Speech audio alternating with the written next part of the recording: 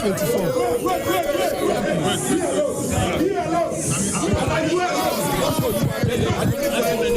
So it is confirmed Baba Sadiq is MP-elect for Okaikwe Central. Okay.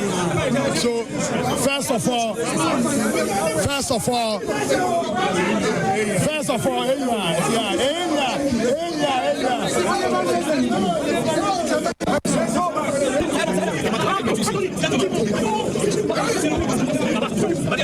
So it is confirmed Baba Sadiq is MP-elect for Okaikwe Central.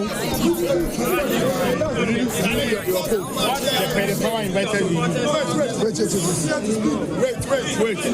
The power invested in me as a returning officer for Okaikwe Central. I declare Baba Sadiq as the MP-elect for Okaikwe Central. Baba Sadiq, congratulations to you. What does this win? Mr. Danko had put out a research earlier in the year where he had said that Okaikwe Central was the safest MPP seat in Greater Accra. Where were we failing? What are the issues? We worked on it, and we realized that research is research, but the most important and relevant to the polls is that which happens on election day.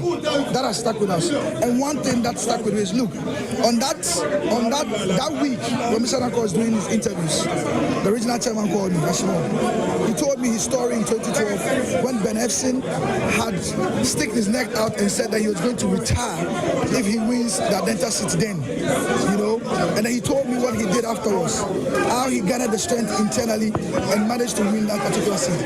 And that story has stuck with me as well.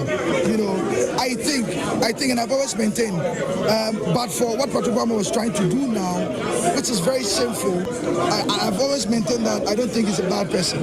I've always maintained I don't think he's not done his best for the constituency. But I think that this is the point where the constituency itself is looking for a more younger, dynamic, innovative, bold and visionary man to come and continue and elevate the development conversation in the constituency.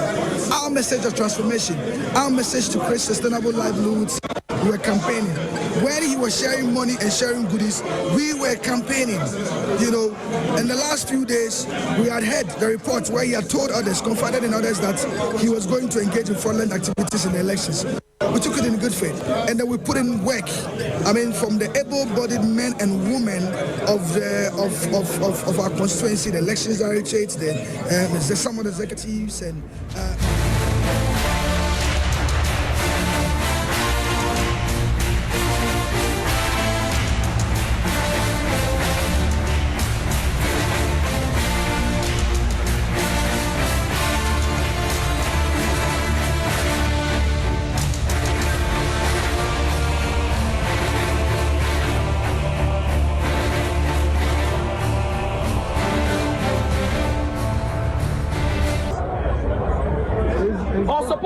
We have a protocol. Agents submit their pink sheets to our party collation, and then we carry those pink sheets and come and sit here because that is our evidence. So my pink sheets cannot be all over the place and I can't see. And you are collecting John Mahama results and you are collecting a different result based on what? And then when you finish, you sit down and everybody agrees that that's the result. What kind of rubbish is this? Where is your election director?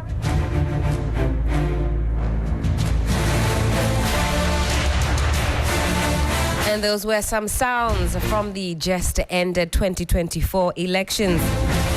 The first sound clip I played for you was the declaration of Baba Sadiq in the Okaikwe Central as MP-elect. And you just heard the voice of E.B. Bright in Tema Central talking about pink sheets, amongst others. Well, I have got E.B. Bright, MP-elect for Tema Central, on the phone lines with us this morning. Good morning to you, E.B. Bright. How are we doing this morning? Good morning, Helen. Doing very well, just rather tired. I can imagine. In fact, how does one decompress at a time like this? How are you, managing to relax, or is the adrenaline still pumping at this time? Well, my relaxation is in more work. I see. The inactivity is not something that I'm used to, So this is just par for the cause. You're just, forging ahead. Absolutely, absolutely. I think that maybe one of the most difficult things is in reassuring people because, they worry about me. That's right. People are overtaken by this idea that, you must be tired, you've gone through so much, and these people are punishing you. So, just reassuring them. So it's more of an emotional, burden. Carrying, that you're carrying added to the physical, just reassuring people because I'm fine. Right. But I think that they are tired on my behalf, and it makes me feel sad. And I can imagine the concerns are also coming from supporters of yours who might be confused as to what the way forward is. I mean, we've had issues of some electoral commission officials alleging that they were pressured during the collation process. How do you respond to these claims, and how do you believe they've affected the integrity of the results? Well, but that's the thing. The integrity of the results would always have been in question. I mean, because of the conduct of the EC right from the beginning. The process ended on Saturday, and suddenly they take 6 hours to decide to collate results. We're at the collation center, and I just heard you playing some sound bites from my table. When that's right. I mean, it was obvious that pink sheets were disappearing from my own table, and I wasn't going to sit down and take. Listen, it's true that people are rigging, they're falsifying, and they're, all of those unscrupulous activities. But they honestly can't get away with it unless they have an inside man or woman, whatever. I mean, to be correct right. in this sense. You see, so we also have to be on guard internally. And while you're trying to deal with whatever is attacking you from the outside, you also have to check your own, your own surroundings, and make sure that the compromise is something that is under control from the inside. So you'd be right. From what I understand, you say it's possible for even members in your own camp to be compromised. Is that something that you've seen happen elsewhere? Well, I think that it happens everywhere. Right. And the NBC was very aware of this going in. However, it only happens because you have a structure. And, it's just like corruption and everything. There's always, the interested, the party from the outside that is engaging, somebody on the inside. It's always a two-way street. You see, so these are, like I said, my party prepared very well to be able to plug some of these things. And some of the scenarios that you must have to simulate and make, remedial provisions for issues from inside, and we did this. And for me, that is what saved, the situation to some extent. And I think that there was this impression that Tema Central is always being alone. We've always been not a little bit, but the biggest underdog. And Ebi Bright had always appeared, to be fighting this alone, because there are other constituencies that appeared to be more relevant. And I use this word appeared, right. Advisedly, at this point. So they didn't expect that we would have what it took to match them. But then that's what you do when you underestimate, a candidate that has lost twice. You say you were underestimated in terms of how critical you were going to be and how your supporters and agents were going to be. You say that you were underestimated, and that definitely went against your opponent. Well, absolutely. They thought that it was going to be the same game as usual. But let me tell you the truth. I mean, there's a lot of pressure on these elections, right from campaigning to... I mean, it's no secret that this wasn't ordinarily our comfort zone. But we did work hard, and there's a lot of strength in repeating the candidate, because I'd learned a lot from 2016, I'd learned a lot from 2020.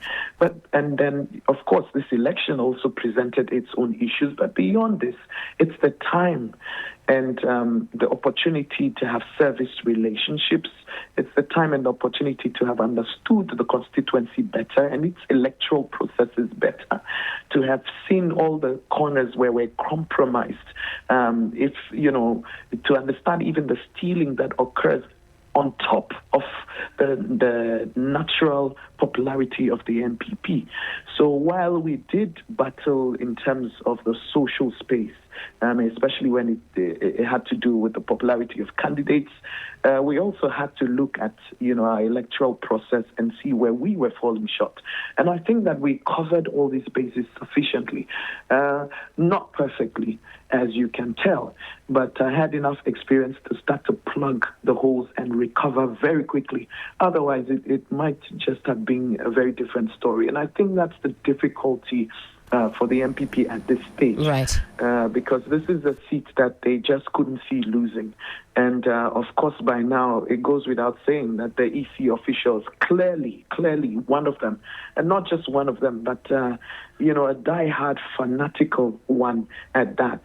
And there's a lot of evidence to support this claim, and maybe we'll get into it if you ask or when we get to that point. Most certainly. So in terms of outstanding issues with Tema Central, what are the issues that currently are plaguing this particular results? Well, I think that most of the issues are on my side to explore. Number one, they were caught in fabrications and falsifications, and they tried to intimidate me, to accept these. But I'm sorry, I'm not uneducated, unaware, or a total novice at the electoral process. Number one, I'm well enough versed in my rights and in the law, especially when this is something that you've engaged more than once. You're interested in understanding how it works. And this totally is unacceptable. And so I wouldn't accept. We realized that the Electoral Commission and my opponents and whatever minions they have around us in whatever capacity had been engaged in falsification and, fabrication of people. And you say you've got evidence to that effect? Oh, absolutely. The evidence is on the face of the pink sheets themselves. I mean, when you have, we're supposed to have duplicates. And duplicates is it's an exact replica of the original. Of the original, that's right. Replica is a reflection of the original. So if you have, marked differences, you have duplicates that do not reflect what is on the original, or the original has a lot more than what the duplicates have. That is funny. There are many other infractions where you have numbers that do not add up.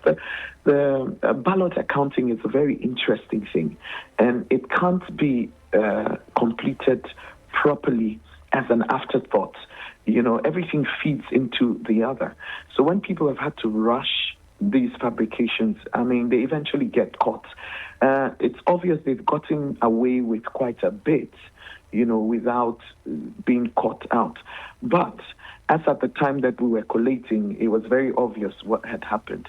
Interestingly, the benefit of on this Tema Central case has, opened us up to a lot more evidence, because now you even have more time to collate the evidence on the walls of polling centers and from the actual accounts of agents, in terms of pink sheets that were, scanned or taken immediately after the process before we began collecting physical pink sheets and all of that.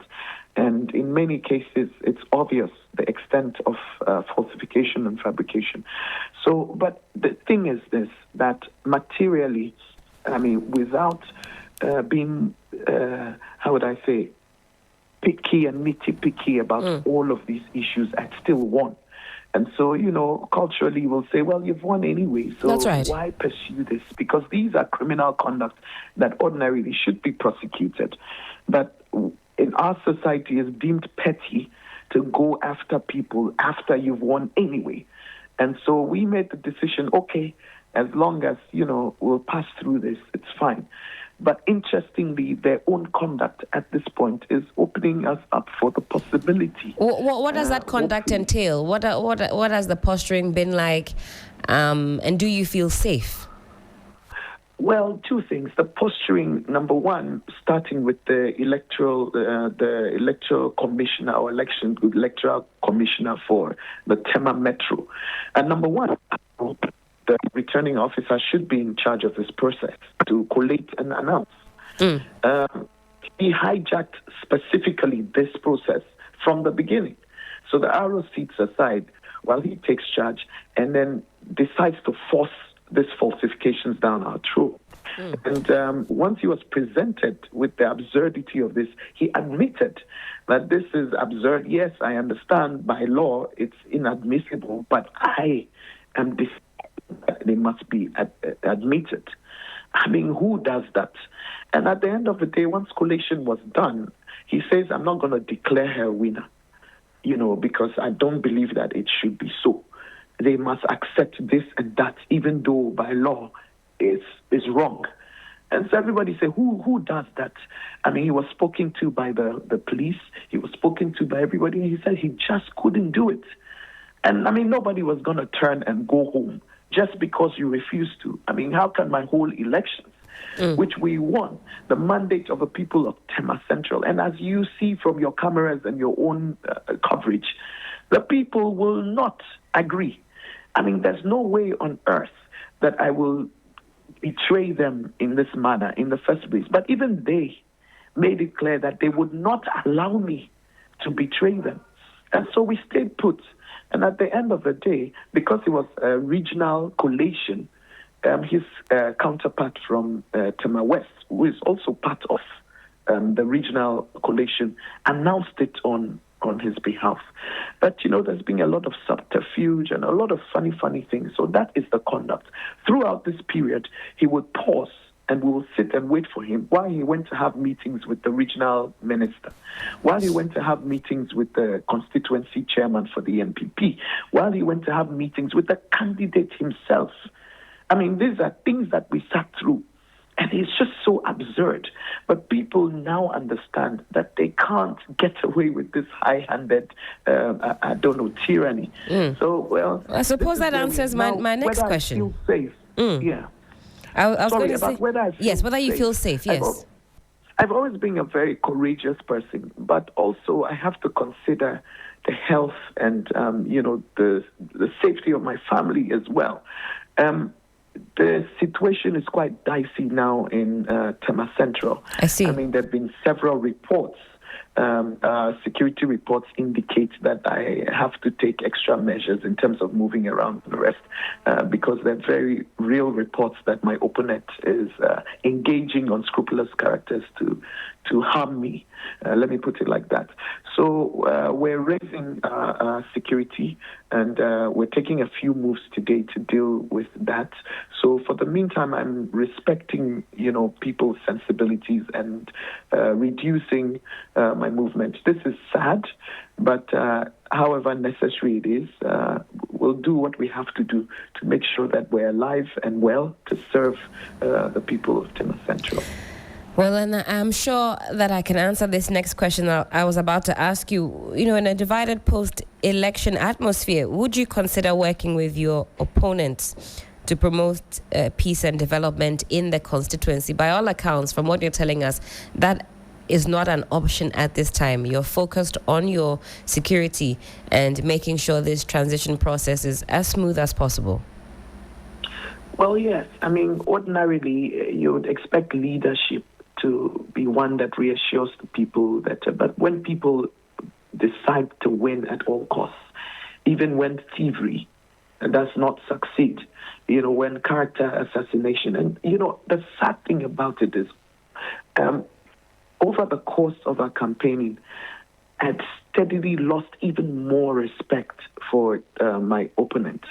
I mean, because it's not only in his personal conduct, the way he carries himself, but his sheer disrespect for people. He's a very haughty fellow who has no regard for anyone but himself. But beyond that, he's quite a clueless fellow. This is somebody who wants to go to a parliament, which he claims has 756 seats. I mean, so I said, 700 and how many? Go to parliament. 756 seats. I see. In his parliament. Okay. I mean, this is the person who wants to represent the people of Tema Central. This is the person who claims that he personally has already solved the sewage crisis in Tema. And this person wants to go to parliament and speak up for the people of Tema Central. I could go on and on and on. This is somebody who meets poor people and says, look, vote for me. I see that for the past 3 days you're wearing this same shirt. I can change your life in 3 months. I'm totally lacking in empathy.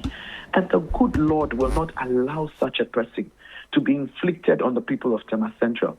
If Ghana has had this liberation, Tema Central has not sinned beyond everyone else to at the time when freedom and liberation is waving across the whole country, that we be saddled with leadership like this.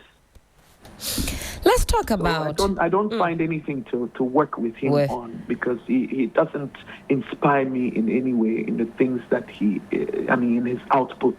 You say there's a disconnect between the candidature and the constituents as to what their true needs are, their long-term needs are. But let's talk about the woman factor a little bit. Now, Ghana has seen slow progress in improving female representation in Parliament. What challenges do you anticipate as a woman entering a traditionally male-dominated space? Well, one of the things that I'm very pleased about is the fact that, many women, compared to before, most of us that stood are coming into Parliament. So that is, that's a reflection of what's happening on the outside. And so, number one, we expect that more women will take this as a sign that they're welcome. Number two, we're going to be seeing a cadre of very strong women, because it's not like it's being a walk in the park for any of us. That's right. They've had to go through a lot to get there. So I'm expecting that we will bring so much into the cocktail of leadership that it would be undeniable what our value and our power is. It would be a less lonely, parliamentary space for women. And but I'm also comforted by the determination of my party to support women, into the space. I think that the MPP also has done quite a bit in allowing, their women to thrive up to this point, with a few exceptions, of course. Some of them have been really battered, and there was very little empathy for them. But we're stepping into a parliament where, with the leadership that we have now, I expect women to thrive. But most of all, I'm looking that on personal levels and as a collective also, we use this opportunity to show an example, to break down the barriers of entry for other women, be it in terms of interest or in terms of resources or in terms of just social perceptions and norms and values. And so I look at it as a period of hope. I'm not looking at it as, I'm not bemoaning beforehand the kind of challenges that we expect to meet, because I think that what we've gone through to get here are already tough enough that we should be able to step up to new challenges or be able to manage a lot of what is ahead of us, because by this point it's par course. So I'm also looking forward to a lot of mentorship from those who are there already. Some of them have been dazzled enough and have, a collective experience that should serve us well. So I'm not going to, cry, women, this, that. No, I'm going to be saying this is a time of hope, and we will step up to our responsibility to make sure that we shatter a few more fronts for those that are desirous of serving this nation at this level and beyond. Fantastic. Ibi Bright, thank you so much for your time this morning, for speaking to us about the issues. Hopefully the recovery continues and you get some rest. But of course, the issues about safety. I was going to ask, have you roped in the police? Have you reported any of these happenings to the police as far as your safety and your family's safety is concerned? Well, this is an issue that we're going to be dealing with very strongly today, especially, there have been incidences in the past along my political career that we didn't take very seriously. And I don't know if you remember 2020, just about 2 weeks before elections, where my house was attacked, my cars burnt, and the house also compromised by fire. So, we've had a few incidents that make us say this is serious. And so, yes, we're going to involve the police. But at this stage also, I think that we must be wary and careful about who we engage to decide what to do about my security, because, a lot of things give us a cause for pause. But I think by and large, the police have handled themselves quite credibly where we're concerned. So we'll give them the benefit of partnering us in terms of security. Fantastic. Ibi Bright, thank you so much for your time this morning. Do have a wonderful Monday. I'm sure we'll catch up in due course. Thank you very much, and greetings once again to all our listeners and to all people in Tema Central and Ghana. Let's keep celebrating. Fantastic. Bless you. God bless you too. Thank you. Again, that was Ibi Bright, MP-elect Tema Central. Many issues surrounding that declaration, and she also mentions issues of safety, which she will be confronting quite heavily today, she says. I've also got on the phone lines this morning Baba Sadiq. He's the MP-elect for Okaigwe Central, and we know that in Okaigwe Central, EC officials had raised some concerns about possible intimidation. Baba Sadiq, good morning to you. Good morning, Helen. How are you? I'm doing fantastic. Have you fully recovered, or are you still in the throes of celebration and so on and so forth? Well, I'm balancing it. I'm recovering as well as kick-started my Thanksgiving activities. Yesterday, I was in a number of churches. I joined congregants of a number of churches in the constituency. Next week Sunday, that's where we're continuing, and then we'll have our Sedakese. Later today, I'm meeting some artisans and then car dealers, all to show appreciation to them for their support and their votes. Fantastic. So it's a thank you tour of sorts. You've gone to the churches. Now you've got another leg of that tour happening. Yeah. But what is your reaction to claims of duress and possible intimidation during collation and declaration of results, not just in your constituency, but others that the EC has flagged? Well, it's unfortunate, but it's increasingly, I think that we need to zero in on the actions of the EC, the leadership of the EC. Some of their pronouncements, some of the activities tend to compel people to engage in some of these things. And it's not the best for us going forward. We can't continue to, as a country, we can't continue to experience violence and intimidation and acts, related to violence during elections. I think we've come so far as a country in our democratic process to be experiencing some of these things. But understandably, some of these things are caused by the actions of the EC. During election, you could see the extent to which the police and some of the internal security agencies went. But the acts of suspicions and mistrust sometimes pushes people to behave in some of these ways. And I think that one of the organizations that need to purge himself of such perceptions is the EC. Going forward, if the EC is able to build that public trust as much as possible, I think that we're having less and less of violence. We'll be experiencing less and less of violence during our election processes. So would you say that it was a lack of trust going into the elections that also caused some of what we're seeing?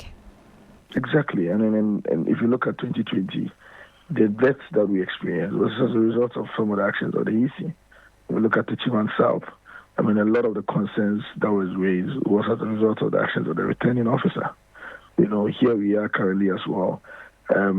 Issues, you could see that in a lot of the constituencies where issues had happened at the collation centers, if the EC had just heeded to some of the concerns of people and then realigned, there wouldn't have been problems, And then even now, after when the declarations had been done, and the EC itself had provided an idea how they deal with such issues, the EC leadership is again now in public, fully trying to engage in reconciliations, which they had indicated that it was not something that they were going to entertain in 2020. So what has changed? And so these things, and yesterday I was making a case with somebody that, look, my constituency, for instance, is one of the flash constituencies during the elections. That's right. Certainly a hotspot. A hotspot. And already there's a lot of tension currently. So you can imagine what could happen when the EC goes ahead to break ranks with their own rule or principle.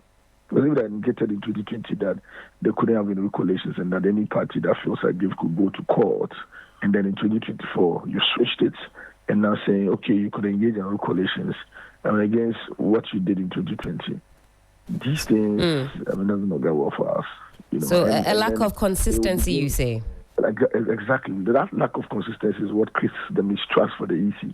So then now, even if you want to engage in the reconciliations, there will be a mistrust for whatever you want to do, whatever numbers you want to bring in, all of that. And in places such as my constituency, it may start as arguments, arguments between party fanatics who may be going over the numbers and disagreeing with each other on the inconsistencies of the EC. And before you realize, you have full-blown violence on your head. Why should the EC trust us in such situations?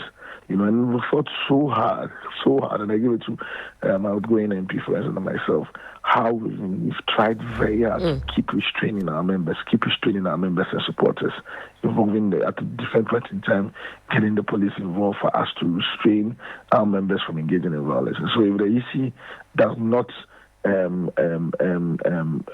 recognize this and consider it in their actions, it goes a long way to impact the peace that we continue to enjoy in the country. And how will you prioritize unity and deliver on campaign promises amidst these post-election challenges? I'm sure tensions are still a bit high at this point. What is the plan going forward? Well, first and foremost, I have reached out to on all my platforms that I've had to speak after the declarations. I reached out to everybody to say, look, when one becomes an MP of a constituency, you become an MP for everybody and not an MP for just my party members, for instance. And so I reached out to them and said, look, it doesn't matter if you had voted for the outgoing MP or you had voted for any other person. At this particular point, when I become an MP, I'm also your MP. And so feel free, feel okay to reach out. Also know that whatever campaign promise that I fulfill is intended to extend to everybody and not just a particular group of people. And so those who left out in the celebrations, those who left out in the delivery of my work, those who left out in and engaging on the engagements that we'll have going forward. That's the first point. And also using my thank you process or my thank you activities to reach out to everybody. I mean, beyond the churches, which I started yesterday, and then meeting the artisans today, of course. There's not everybody that you meet within the artisanal network or the car dealer network or traders network that may have voted for you. But in our speech, we like to encourage for them to not feel left out, to feel a part of the victory, because, of course, the majority has decided and I'm an MP today. I'm the MP. And so we begin to do all of these things. I'll later on go on a house-to-house campaign as well. I'm thanking everybody, because there's one thing that always keeps coming up, and which I've assured them, where, we are here, want to be able to prove to them that, look, so now that you voted for us, we're coming around, we're coming to say thank you, we're coming to engage you on the promises that we made for the constituency, and also understand a bit more of the things that you want as constituents. And then going forward, we can use that to build it. And this is the perfect time for me to do that, because I'm sure from January, the busy and hectic schedule may not allow us to do that. That's right. And so we're using all of these activities to try to get people to come around, bring them together, speak to them nicely, try to encourage them to not feel left out, and then, get them to understand that we can only work together and for all the promises that we want to achieve. We can all work together to ensure that we achieve that. Fantastic. Baba Sadiq, thank you so much for your time this morning, and I'm sure we'll have an opportunity to speak again. No, thank you very much, sir. Baba Sadiq is MP-elect Okaigwe Central, speaking to us there post-elections. Why are you here? Why are you here? Why are you here? Because your government did not sign. And that our president will not enough. So let him come before we leave here. Why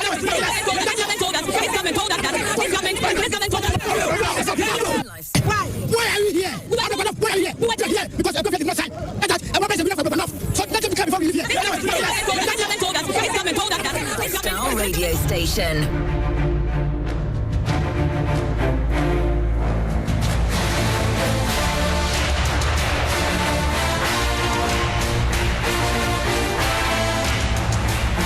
Well, let's come back in studio. This is still 3FM Sunrise on 3FM 92.7. It's the best breakfast show in all of the land. Thank you so much for sticking with us all through up until now. Well, I've got Eduji Tamaklo in the studio. He's the Director of Legal Affairs for the NDC. I've also got Dr. Palgrave Wachidankwa. He's the spokesperson on governance and security issues. Gentlemen, good morning to you. Good morning. Good morning. Good morning. Good morning. Good morning. How are we doing? By the grace of the Almighty God, we are doing well. Mm-hmm. Yeah, it's refreshing. Time to reset Ghana and to look forward to very positive developments in this country. I've been looking forward to seeing both of these gentlemen post-elections. Of course, we've had conversations pre-election. Yep. Now we can dissect the issues post-elections. Dr. Palgrave. You know, it's always good to give the incoming majority the opportunity to start the conversation. But let me congratulate President-elect John Dramani Mahama, and to congratulate Eduji and the rest of the NDC fraternity, and to also congratulate the flag bearer of the New Patriotic Party, and commend everyone that has been part of the entire electioneering processes. It's been a good election. We have lost as a political party, which is the New Patriotic Party. But like our flag bearer said, we still live to fight another day. And so we are nursing our wounds. We are unlearning certain things that we have learned over the years. And I'm very certain that we'll come back again. We'll come back again. How easy or how difficult is it to come out again, or to, in fact, just leave the house after a defeat like this? Is it a difficult task to come back? It is. You know, I'll tell you one thing. The entire of last week, I was utterly embarrassed. Utterly embarrassed. I mean, I had to go and stay in my constituency, Ebuakwa North. Had to be there. You went and sought solace in Ebuakwa North. I locked up myself there because we won that seat. Right. Yes. So at least that was a safe place to be. That was a safe place to be. You felt wanted there. Yes, to be with the new MP-elect Nana Kwame Addo-Frimpong, Chief Buffalo, who won the seat, and also to be with family. Right. You know, and to rest. But I felt utterly embarrassed. Utterly embarrassed. It's an extremely unexpected loss for us. Right. And obviously an unexpected victory that we thought the NDC would have. But there are a lot of lessons we are all gleaning from. Right. And I hope really that we don't need to come back to this stage again to want to learn lessons. Because how many times would you want to learn a lesson as a human being? If you keep repeating the same mistakes, I mean, it's always stated as insanity. So I don't want us to come back to the lessons after we have learned our lessons, and I think that's important. And I think that the NDC has stated that as well, that they have learned their lessons in the past, and so they don't want to go back to those lessons again. And so they want to be a very good government that listens to people and all of the other things that the incoming president has spoken about. But it's been very difficult. But let me also thank the magnanimity of the overwhelming victory of the NDC for also allowing us space within the environment, and also thank the media as well. But certainly, it's been a very difficult it's been time, tough. Very tough. Well, on the flip side, Lawyer Eduji, I can't imagine that you have had a tough time. I mean, the smile on your face, you can't even help yourself.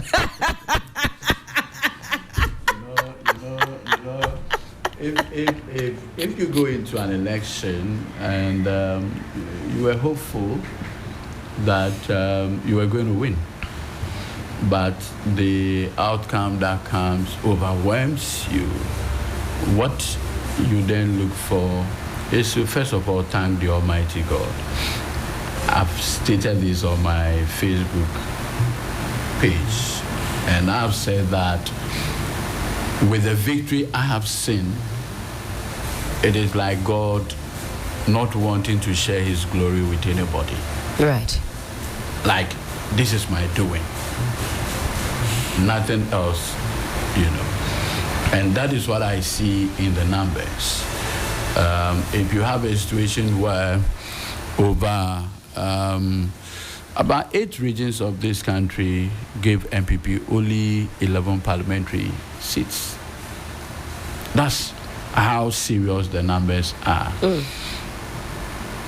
Upper East has 15 parliamentary seats. We took all. Upper West, 11. We took all.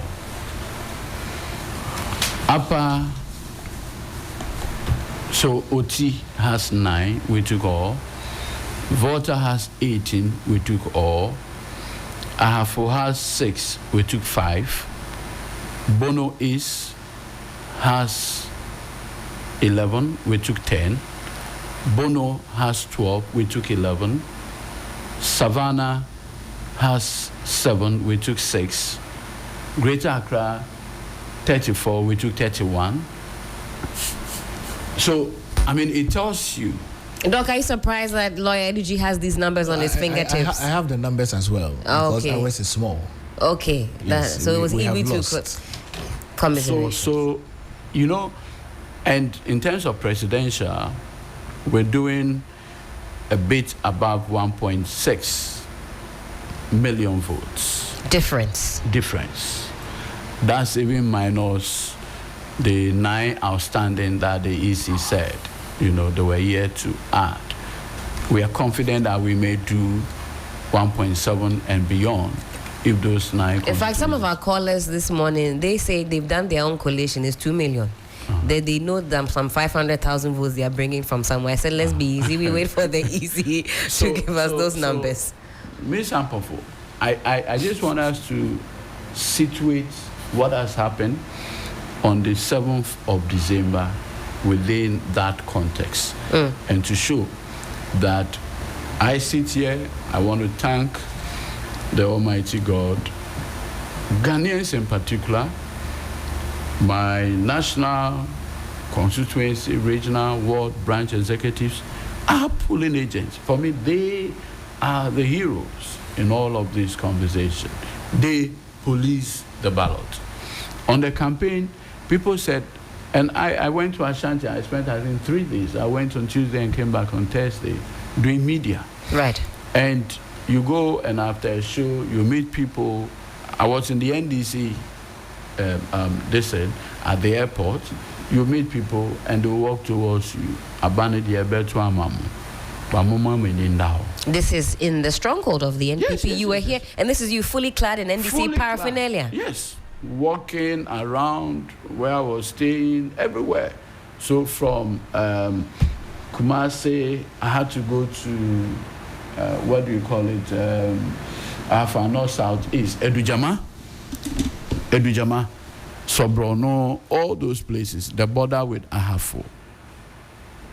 You come back, you go to Swame, you go to Asawase. My engagement in Asawase, sometimes we're closing at 11. I mean, in Asawase, that's your constituency. So that one was a sure banker, isn't it? No, so I'll tell you something.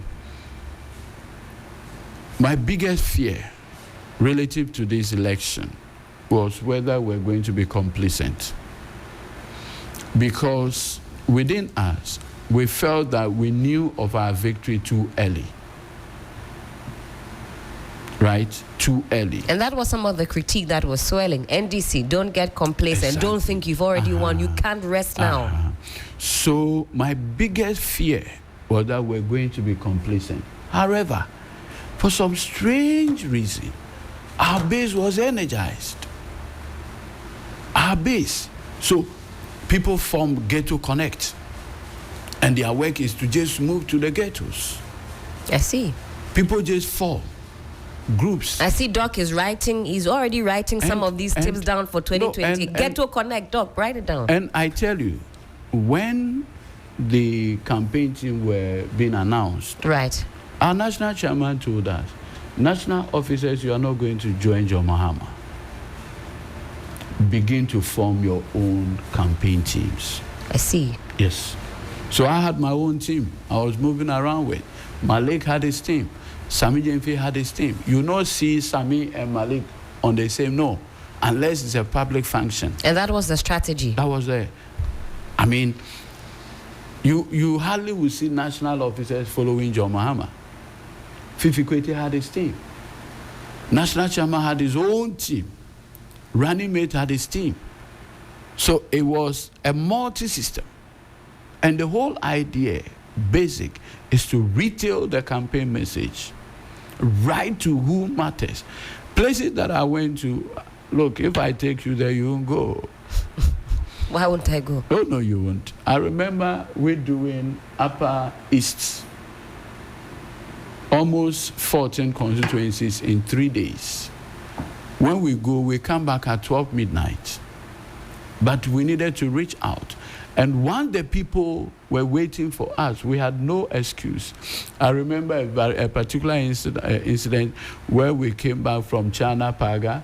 By the time we came back, the hotel where we were, the kitchen had closed because we had come back almost 11. Right. And there was no food in our tummy. So Chairman said, look, everybody, I have, there's this Gary Maize.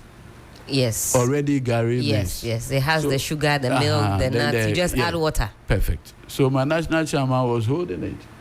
And he gave each one of us on the campaign. Oh. Yes. That's what you had to sustain yourselves. That's what we have to sustain ourselves with. So I remember early morning I rushed to the restaurant for my breakfast because he didn't waste any time. No. I mean, what I'm gleaning is that it was definitely a vibrant, targeted, well thought out, planned, strategized campaign. Maybe this one because I'll also ask Doc what that campaign was like. I can say something. I mean, H. John Dramani Mahama usually would do the overall stuff. Right. Then he said, look, I've identified A, B, C, D constituencies. So chairman, concentrate. So chairman was doing the more detailed campaign. H.E. John Dramani Mahama usually comes, meets opinion leaders in a central location, and that was it. Right. National chairman will come and identify 2 strong areas with numbers and say we should zoom on that. We'll first go to the chief, opinion leaders, and then come and meet the party supporters. So in a constituency, we're doing 4 different engagements. Every constituency that we went to. I see. 4 different engagements. Well, you don't give away all your secrets just yet. Let me speak with Doc because I know he wants to take leave of us. That we didn't want anything like complacency.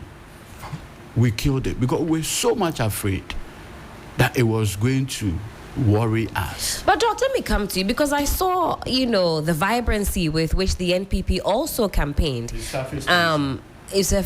I mean, there was a lot of music that appealed to, the youth especially. We saw you out there. It wasn't a case of that the NDC, had their Ghetto Connect and you guys also didn't have something to counter. It was an energetic campaign. We also heard Dr. Bawumia reiterate what plans he had. What went wrong on the campaign side? Or was it just the case that the people were not going to renew that mandate regardless of how much support and weight they threw behind you? We campaigned very well. We were in all constituencies. 276 constituencies. We went to meet all the stakeholders that were relevant to meet. We met with the Youth Connect. We had a Youth Connect that we did on a regular basis in the various constituencies. Our flag bearer met with all religious groups, met with stakeholders all across. The national executives as well were scattered around running the campaign. The president himself was also on the campaign when he was doing his thank you tour, if you recall as well, and reminding Ghanaians about the fact that we want to continue with what we've begun. The First Lady, Excellency Rebecca Kufuor was on the campaign. Second Lady was on the campaign. The running mate, Dr. Matthew Poko-Prempeh, on the campaign. We had shared the entire campaign. We had the national executives that were all scattered across board, the communications team all scattered across board, the Bawumia campaign team as That's well. Right. I joined a number of the trips when we went to the various constituencies. Our hard work did not result in the expected results that we wanted, which is very sad, because when we lost, a friend of mine who lives outside of this country said, so where were all the numbers? That's right, the numbers that we saw all around the rallies and all of that. All of these numbers were homogeneous numbers. There were people within the localities, and elections are such that people always also told us they'll vote for us. Same, they would come up to you the same way they'd come up to Eduji. They'll say, oh, you will vote for you. We want you to stay. We want you to build on what you're doing. We want you to do the free SHS. We want you to continue. We like what you're doing. We like the new ideas that Dr. Bawumia is professing, the bold solutions, the flat taxes, the continued digitalization, EV, solar. You feel deceived by the people?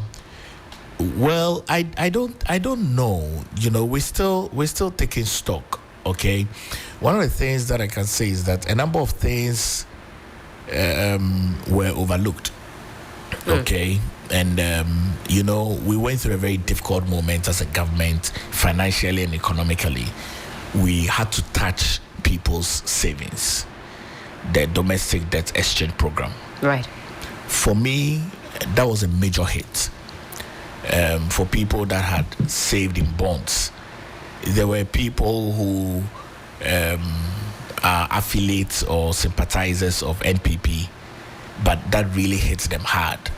They won't speak much about it, but in their closet, it hits them hard. I recall listening to Kama Industries, may he so rest in peace, at a book launch that he had. That's right. In fact, we played it here. Yes, I didn't know the extent to which this had gone until I listened to it when he said 800 of his friends had died.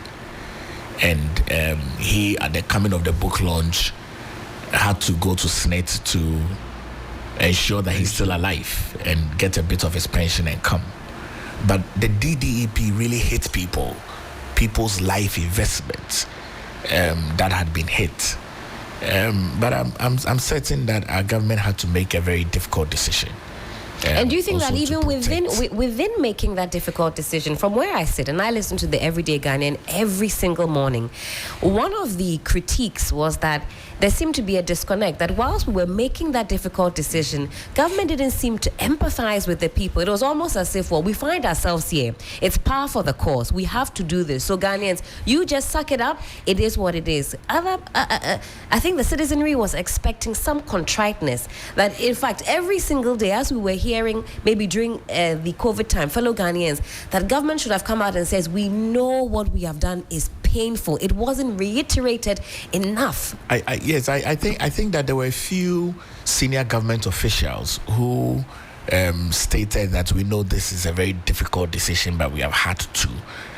I recall the former Minister for Finance, Minister Ken Ofori-Atta, had stated very clearly that we needed to burden share, and so we were very sympathetic towards that. And I also recall the sitting Minister for Finance, the Minister Amin Adam, also stated very clearly and even apologized that we had to take the Ghanaian people through that. And then the flag bearer of the New Patriotic Party, Alhaji Dr. Mahmoud Bawumia, also stated, but maybe it wasn't overly emphasized across board, and so it hit the Ghanaian people very much, especially with the picketing of very respected something we've not seen before as a country. Absolutely, very respected senior officials in their retirement who could not buy their medications and all of that, and it still lingers on. I mean, obviously, but even though we've made some payments and everything, the hit was really, really hard. I mean, when we lost the election and had various calls from people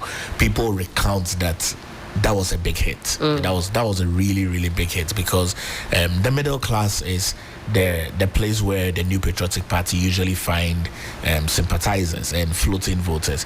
And so much as we had done good for free SHS, much as we had done good for One District, One Factory, much as we had done infrastructural works, much as we had done planting for food and jobs, much as we had done Agenda 111. You say that financial blow was too hefty to swallow. That financial blow really hit individuals, because if you hit an individual, the ripple effect of that, because that person cannot send money to either the children outside the country or the nieces or the nephews in the villages, and maybe might not be able to continue some projects. That was a really, really, really big hit. And I mean, economy every single day. Economy makes a big difference in the lives of people. People always said, you've built roads but our pocket is empty.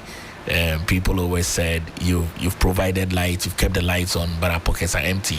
You've provided. People said, well, you're on a digital agenda, but we can't even afford data to take advantage of some of these apps that you are launching. And that's what I was hearing day in and day out, that other things might be happening, but if I don't have the money to buy the data, if I don't have the money to purchase a vehicle, if I don't have the money for transport fares, all of these interventions that you tout, I cannot take advantage. And I think you agree that that message simply was going in one ear and out the other. In one ear and out the other. In one ear and out the other. One of the sad things, right? Let me just conclude on this. One of the sad things that, former President Nkrumah made a statement many years ago that if he knew that Ghanaians wanted just bread and butter, he would have just provided that rather than building their Kosovo. We cannot lose sight of the fact that government has to bring about significant strides of development. That's right. And in the value chain of that, some people will be hit, but you realize that you still have a country that is solid and firm. And you cannot have a country that is solid and firm without people who cannot survive. Okay, so it's always a balance of that. Okay, and I think that if the Ghanaian people had weighed the options very well, I mean, and I know that Alhaji Dr. Mahmoud Bawumia, for me, is still a significant leader that Ghana needs. And hopefully after John Dramani Mahama is done with his presidency in 4 years, the Ghanaian people would bring the New Patriotic Party back. I know you've got to take leave of us, but as a party, what are the plans to rebuild and to get back on your feet, as it were? Because this sort of defeat certainly causes a shake-up. And already we hear all manner of accusations, what we call blame game, flying around. And that certainly cannot be good for keeping the peace and unity of an establishment like the NPP. What happens next? So for me, I think that our flag bearer has called that we should stop the blame game. I think an open conversation is key. People are hurting. People are really, really hurting. And people are hurting. And so there should be a forum where people can air their views. Can the NPP bounce back? Absolutely, very strongly. I mean, even Ghana has bounced back as a country. I recall when President John Kufuor did the reconciliation. I mean, Ghana healed during that period. If you recall, in 2001, of the atrocities that were done many years ago, and I don't want to remind Ghanaians of that. I think that as a national party, we should open up for people to talk. People need to talk and air their views. People need to heal, and we shouldn't bottle it up. Everyone should talk. And then afterwards, we need to be able to have a clear, decisive direction of what we are going to do. This is the New Patriotic Party. We have done it before. We can do it, and I believe that we'll do it. You believe no defeat is too strong to come back from? Oh, human beings as we are, we metamorphosize. And so, yes, today we are down, tomorrow we'll be up. And however long we stay in opposition, we will definitely have an opportunity to come back and govern. The only thing is that we shouldn't miss the opportunity to learn during this period. And we shouldn't miss the opportunity to learn and keep the learnings. Certainly. Because if we don't keep the learnings, then it's a wasted effort. I see Eduji wanted to throw some salt into the wounds very quickly, and then Dorka, I'll allow you. Once I listened to my brother Paul Grave, first of all, we're basically mates in Legon. And we've maintained that respect among us for these years. I mean, you see, the MPP were simply not learning. And I would say 90% of the reason why they lost was the leadership style of Akufo-Addo. He messed the country up and messed MPP up. See, there's no benefits in being high-handed.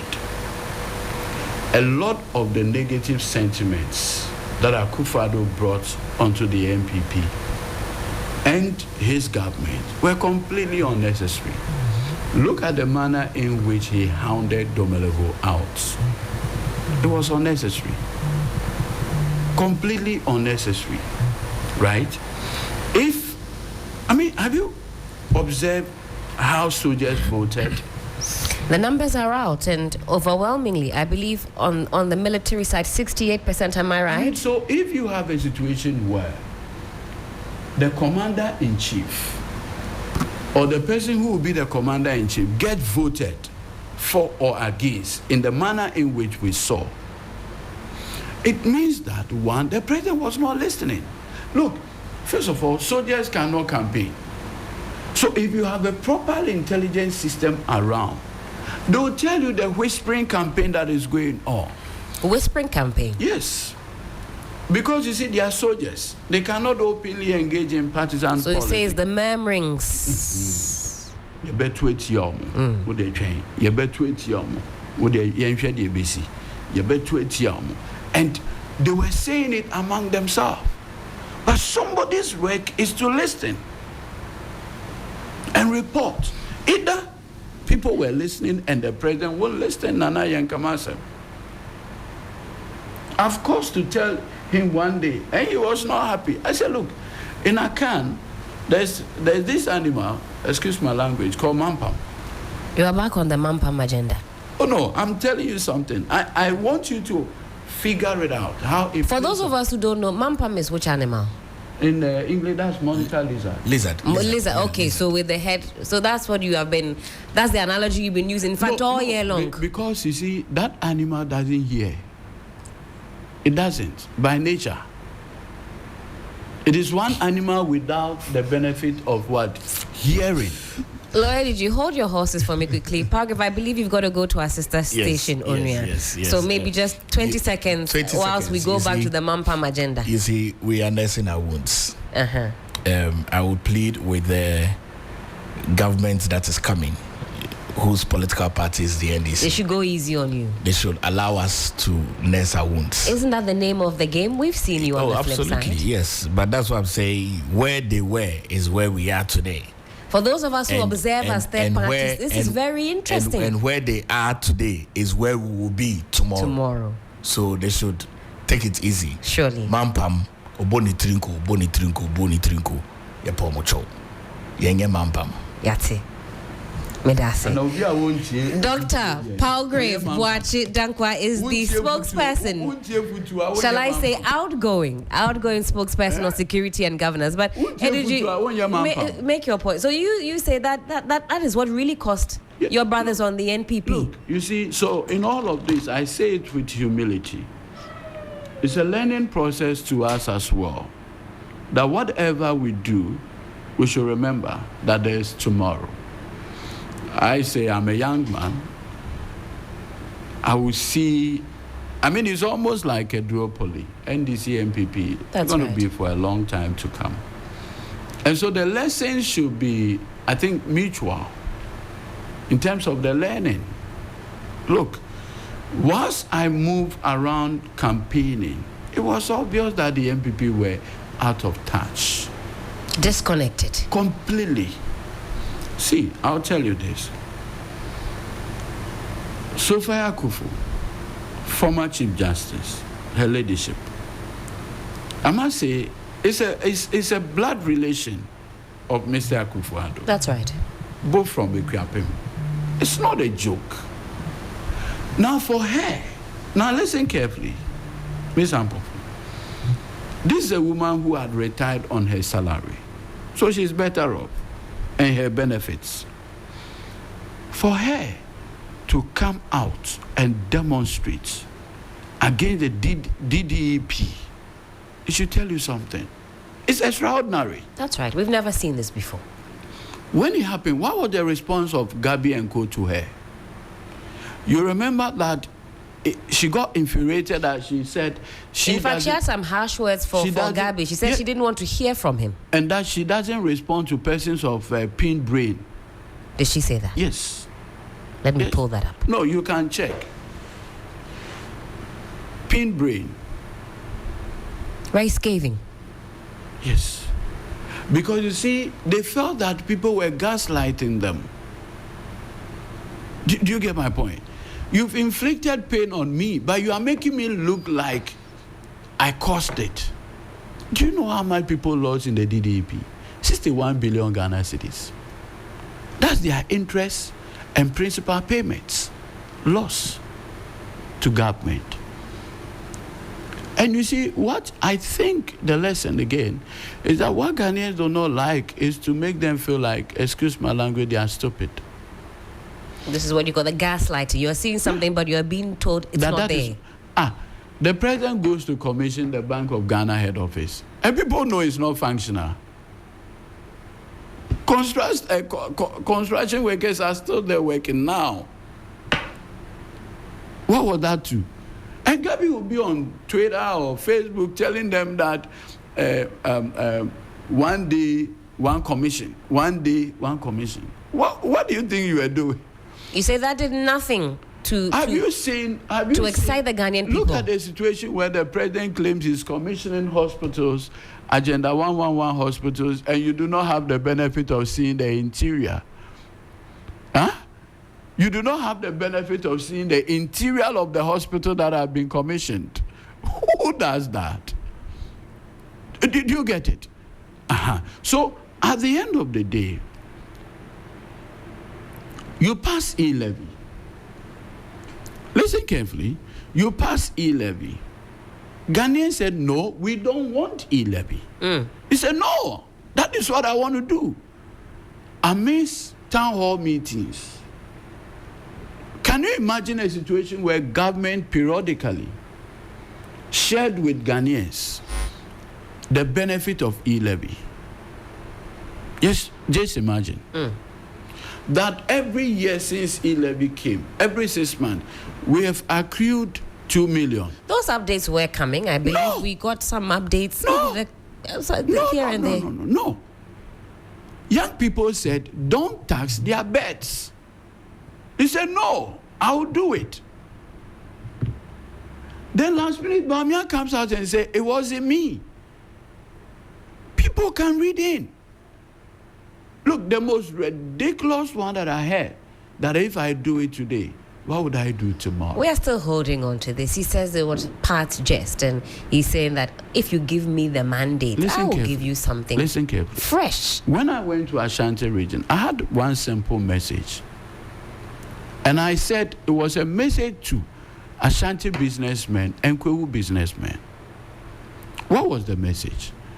I said, look, you're an Ashanti businessman. In 2016, if you had 1 million Ghana cedis, that 1 million Ghana cedi gave you $250,000. That's right.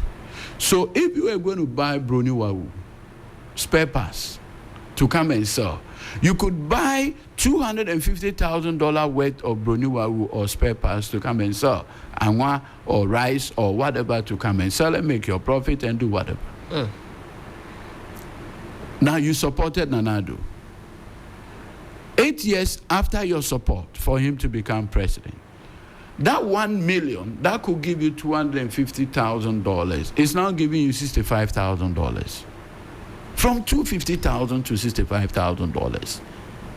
Are people going to trust you? No. Well, Energy, we'll be zooming into Parliament very shortly. We'll be going to the Accra Conference Centre. Let me ask you about the makeup of Parliament moving into the 9th Parliament. I mean, the numbers indicate that we're going to have a super majority. That's 184 plus seats.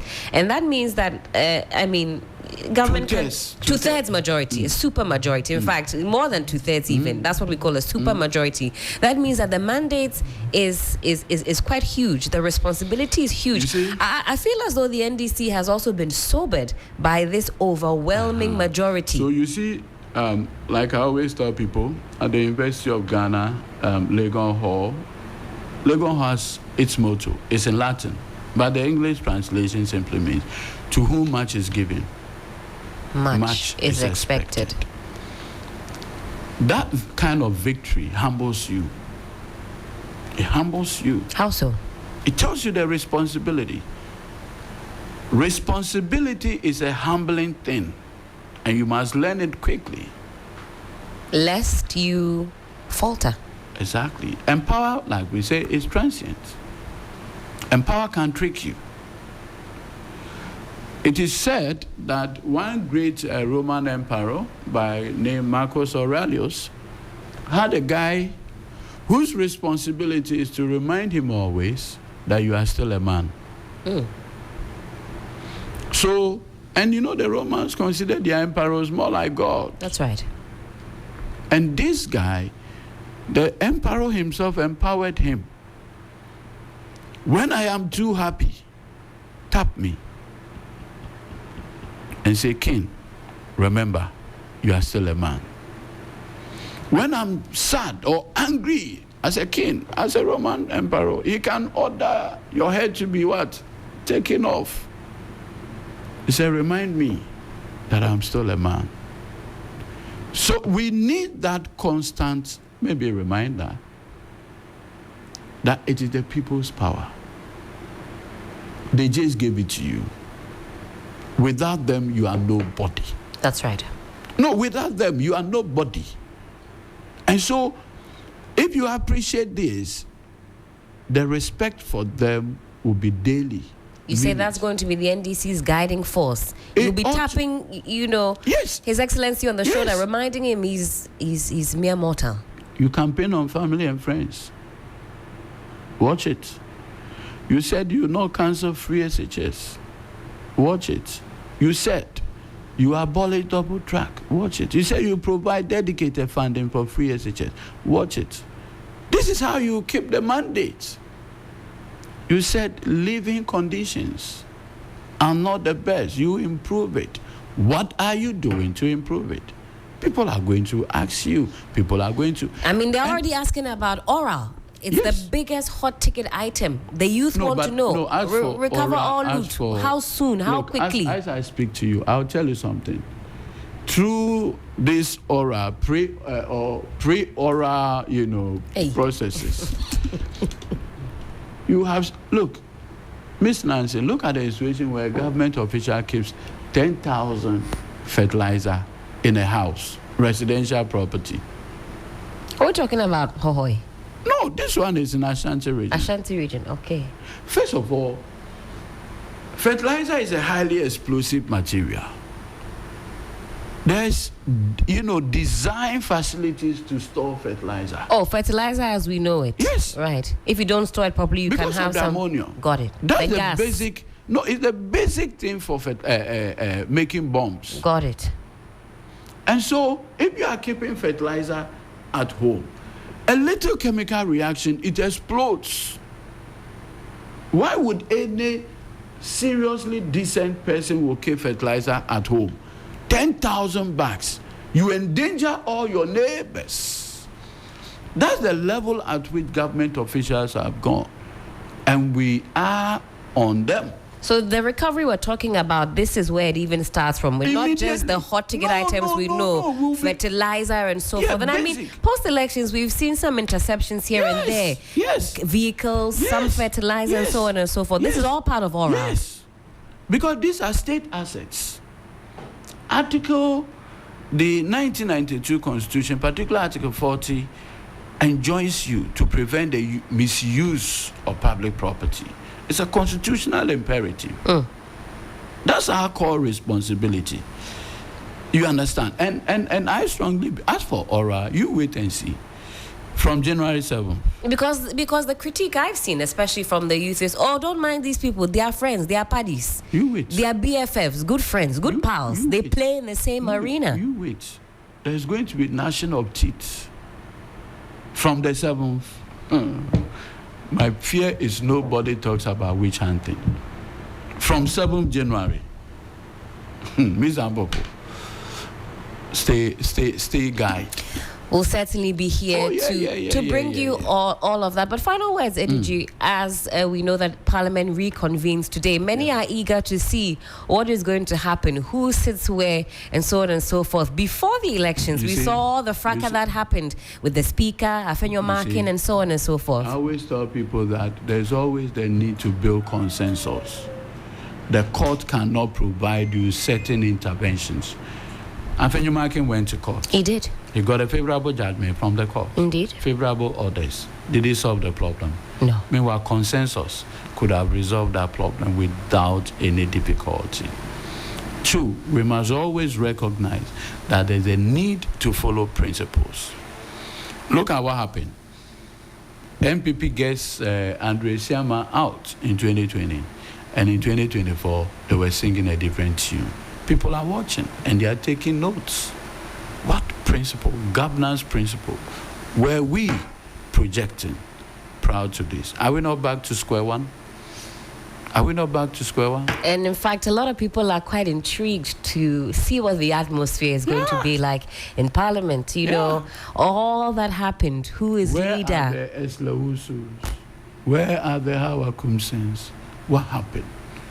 At the point they forgot that their mandate stemmed from the people. Look, an MPP MP was on a sister radio station, big issue, and he makes the point that our parliamentary candidates spent not less than 10 million Ghana cedis in the just ended. Where were they getting the money from? Very, very expensive. Bear with me, Lawyer Edigi. Let me speak with Mauna Ekbeta. He's on the grounds right now. He'll let us know what is happening in the conference center as we await the MPs. Mauna, good morning to you. Good morning, Helen. Thank you so much for joining us on the program. Where are you speaking to us from? And so we're at the Grand Arena, which has been serving as the floor or the House of Parliament over the last few months. We all know that there's that renovation exercise currently underway in Parliament. And so this has continued to serve as the base for which members of Parliament sit. In my view right now, we see the Speaker's seat being cleaned thoroughly by one of the marshals. A completely empty floor in terms of persons and personnel who are expected to be here. Outside of the marshals and then the security persons, no other individual, you can say a member of Parliament, you can say the Speaker or any other person who really will matter in terms of the business of Parliament, readily on the floor for business to proceed just as yet. We know the controversy which has characterized Parliament over the last few months, which side of the House constitutes the majority, which side of the House actually sits on the right-hand side of the Speaker. That's been the long-standing debate.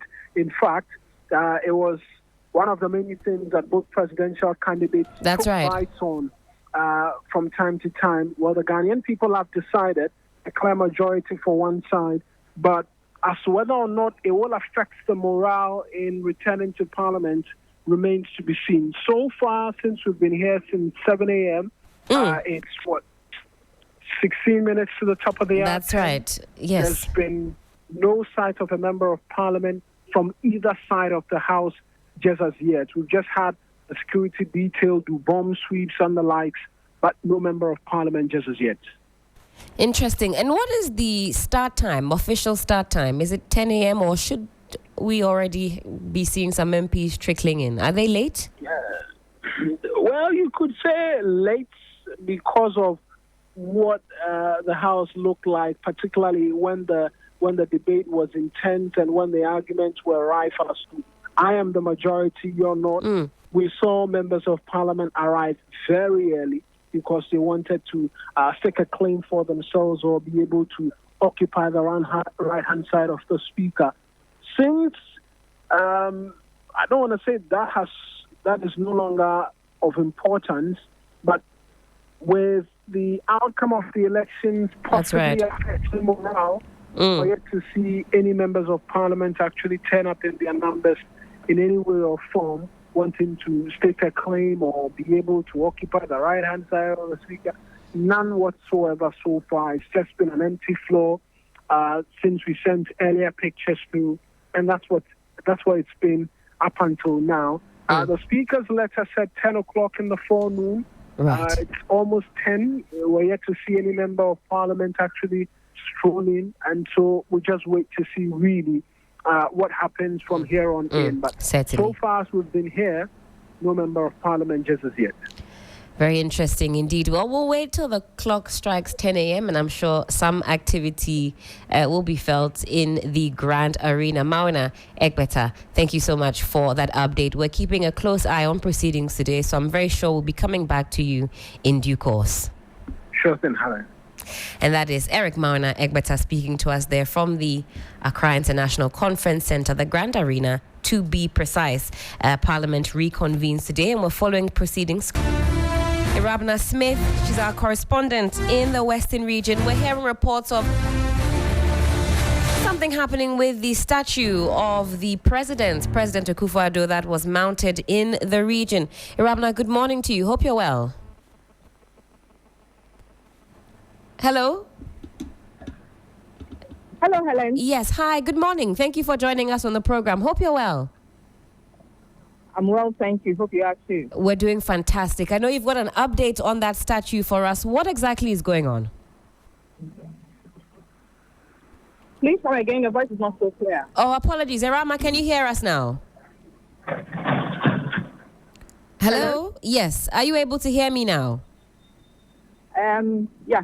Okay, I'll try and be as audible as possible. We're asking for an update. We hear that there's something happening with the statue that was erected of the President Akufo-Addo. We're seeing some visuals, and if you're on Facebook, you'll see it as well, of some parts of the statue seemingly having been chipped away. What is going on? What's the latest? Right. So what you said is exactly what has happened. Residents of Sekondi Sakrade woke up this morning to see parts of the statue vandalized or parts chipped away, as you put it. You know, the left leg, part of the left leg has been broken. And as of now, no one seems to know who did it or when it was done. You know, the location of the statue is at where there are no residences around. It's in front of the Chefantsa Regional Hospital, and then quite close to the Bisabewa Museum. And it's like there's no residency around for you to be able to speak to those who are close by to tell us what happened. I have been engaging some of the food vendors around. There's this woman who wrote plantain, and she said she left here Friday evening. The statue was intact. She came to work around 7 a.m. to meet this. There is also a washing day close by. I've gone there. They are telling us the same thing. So no one actually seems to know what and when this happened. You know, it's been a long weekend, Saturday and Sunday, so it could have happened on any of the days. But I want to believe that if it had happened on a Saturday or Sunday, people would have seen it and an alarm would have been raised. So many of us think that probably it happened last night or maybe at dawn today. But as far as this statue is concerned, what has been the reaction of the residents since it was erected? Please come again. I was asking, in general, what has been the reaction of residents since the statue was erected? I believe some were not too happy about it, not too happy that it was erected, and there was still a lot of work that needed to be done in and around the area. What intel have you gathered? Generally, the reaction has been negative. Many people have questioned why Nana Addo Akufo-Addo statue has to be here, why he has to be given that recognition. When you look at the state of the Western region, you know, the Western region contributes not less than 65, if I can even safely say, about 70% to the national keepsake. But when you come here, you realize that development is very, very, very low.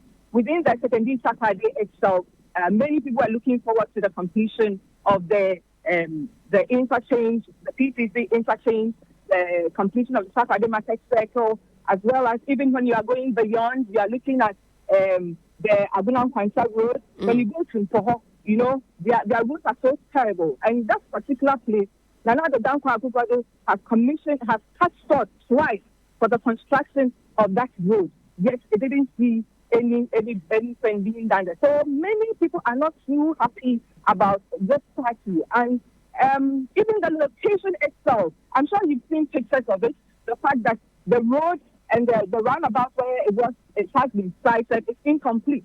So it's so many residents here in the Western region. Well, fantastic. Irama, thank you so much for that update. I'm sure once we have more, we'll be able to reconnect with you. But let me add to that.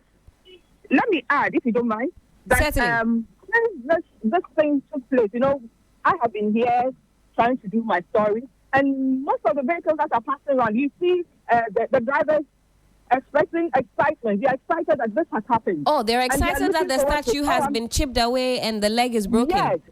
Yes, and they go like, this is just the beginning. Many are excited that this has happened. But when you try to speak to them on camera, then they change their tone. Right. So maybe the right leg might also be affected if due care is not taken. Yes. I believe that if the authorities really want to protect the statue, they need to really put that security here. This place used to be, in quote, a no man's land, and with criminal activities and all that. So initially, before this one about was carved out, there used to be security here in the evenings. But now that it has been opened up with the construction of the road, the criminal activities have gone down. So now security is not posted here. So I believe that gave whoever did it the opportunity to do it. Fantastic, Irama. Thank you so much for that very comprehensive update. I'm sure when there's more, we'll be able to reconnect with you. Sure.